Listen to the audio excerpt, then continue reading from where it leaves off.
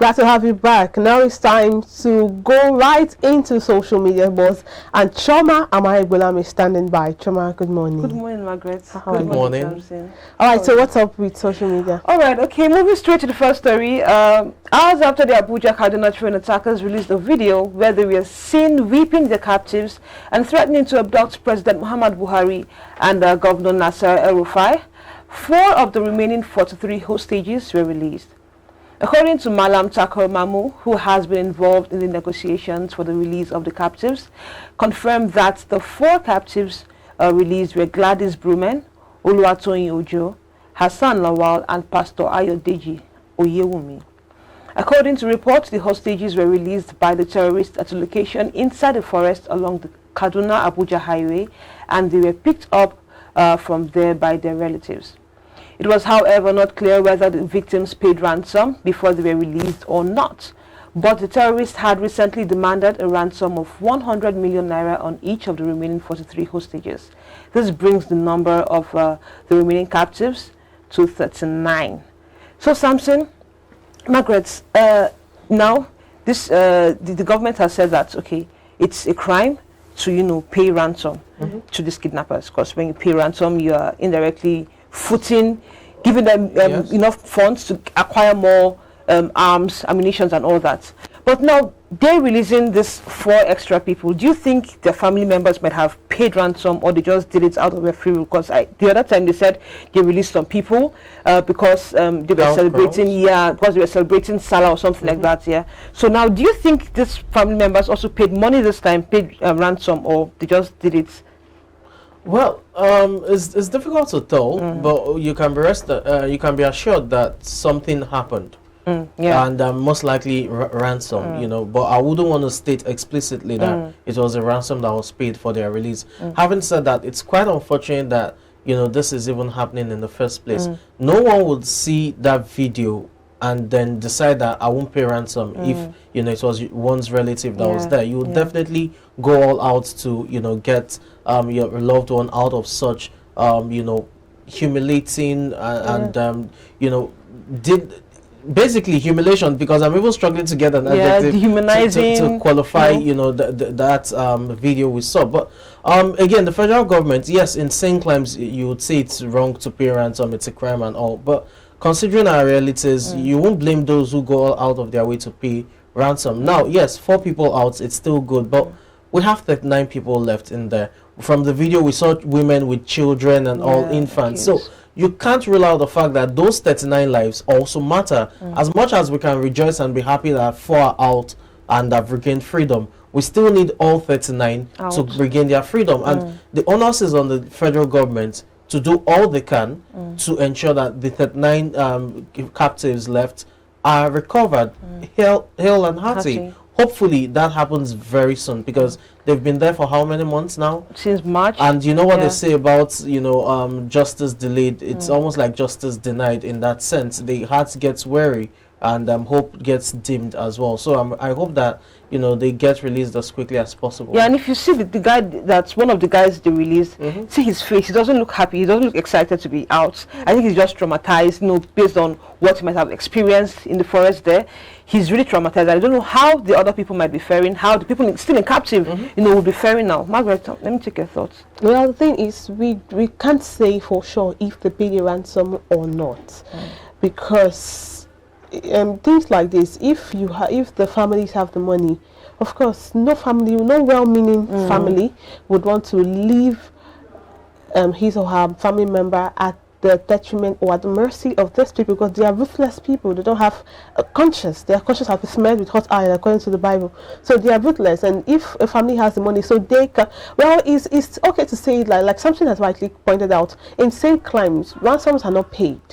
You understand? But well, Nigeria, we can't call it insane crime. Everybody will do what it takes, and the government are proactive in insane crimes. Government officials are not proactive. As a matter of fact, people would even argue that we don't even have a government to start with, a responsible government to start with. So those videos were really dehumanizing. It was a sad thing to watch. I couldn't even finish watching it. But hopefully, everybody is released. We don't know if they paid ransom or ransom. not, but then we don't even want to be paying ransom for this. We don't even want to have kidnapping or abduction to start with, because when there's an abduction or there's kidnapping, you pay ransom. We don't even want to have to go through all these things. In this trying time, we just hope the families take things easy. It's difficult, actually. We just hope they take things easy and hope on the government. Still hope. Well, those who believe in God should also pray to the gods they believe in to help them get out of this situation. That's really all I have to say. Yeah, well, what's more painful is that in this moment of grief, and especially for the families and friends of the kidnapped, the least we can do is speak words of encouragement, to these guys. Yes. You understand? Now, Dan Maliki posted a picture of his brother on Twitter saying, "I'm really disappointed with you, Muhammad Buhari. My brother went for his NYSC documentation thinking he will serve his fatherland. While on his way back, using Abuja-Kaduna train, he was kidnapped and they're tortured every day. You have nothing to tell Nigerians. You have failed us." And then he posted a picture of, he saw his brother in that video where they were whipping them, and he also posted a picture. You can see it on the screen now. Posted a picture of his brother in his copper uniform. And then someone, a Nigerian, responded saying, Irun Naya actually fished out a post that this same guy posted years back, saying this was you showing your support for Buhari in 2022. You also supported Pantami. I am happy with what is happening to you.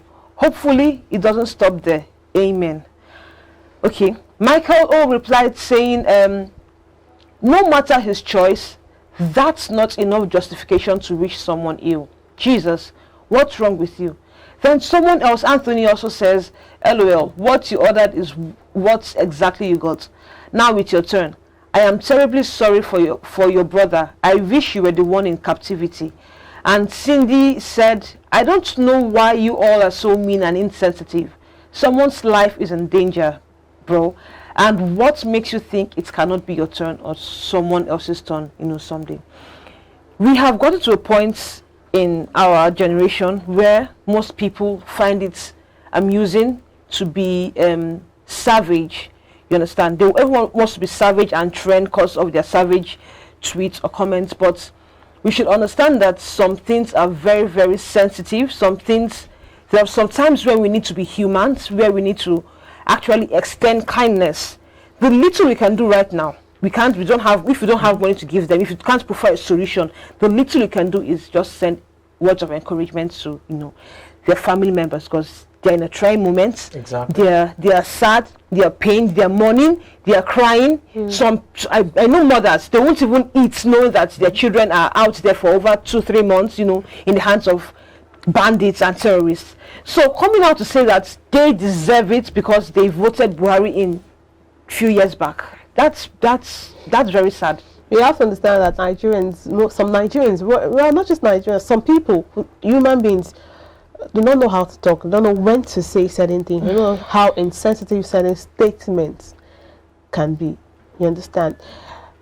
Saying that, well, anybody has the right to vote whoever they want to vote, and it may seem like some people deserve the punishment they are getting right now, but the truth is that do people really deserve? It wasn't a bad thing to decide to vote someone who had promised you security. Now the problem should be the person who promised the security, this and that, should be the one. He's not delivering. The person should be the one who you should hold by the neck. So if I decide to, even the people you are supporting, we are all supporting this period where the elections are coming, how shall they will deliver? So in 4 years time they don't deliver, who would come to hold someone and say you supported either an Atiku or a Tinubu or an Obi or some other person, a Kwakwan? So people can only hope. So someone who gives them hope, it's normal, intuitive. Human intuition is normal to move towards whoever gives you hope. So if a candidate gave me hope 8 years ago or 7 years ago, and I said support a candidate because of how I felt at the point, I want hope, and that's why I felt like that person gave me hope. So if 7 years or 8 years down the line he disappoints me, the problem shouldn't be with me. It should be with who disappointed them. What the problem would be with me is if I know this person is not capable in all sense. The president, he was a former major general. One would suggest or would think that insecurity would be a snap of a finger, but then he is the one who should hold to, and not people who. Nigerians need hope. So whoever tends to give us hope. That's the person who fall back. It's only bad if you know he or she is not capable enough. But I'm sure 7 years ago, everybody thought the president would be able to do this. So, yeah. I don't even think it's about being savage. I just think it's the division that we find ourselves in, talking about political lines. People now think because you've supported maybe Buhari in time past, you should be a beneficiary of all the ills that are happening with the administration. It is wrong, and I hope that going forward we also avoid this division along political lines, wherein if you do not support maybe Obi or Shiwaju or Atiku, then you are seen as an enemy that deserves all the evil that happens in the country. That shouldn't be the case. Okay. Well, I guess this is where we'll wrap it up on Social Media Buzz today. See you same time tomorrow. Over to you, Margaret and Samson. Oh yes, thank you so much, Choma. And well, that's been an amazing show from the guests we had. Yeah. They gave us topical conversations, gave us something to talk about and something for you to share your thoughts on. We appreciate you. Please do well to join us tomorrow, same time, same station. I am Margaret Obara. Do have an amazing day. And I am Choma Amaribulam. Do enjoy the rest of the day. Do have a great day. I'm Samson Olede.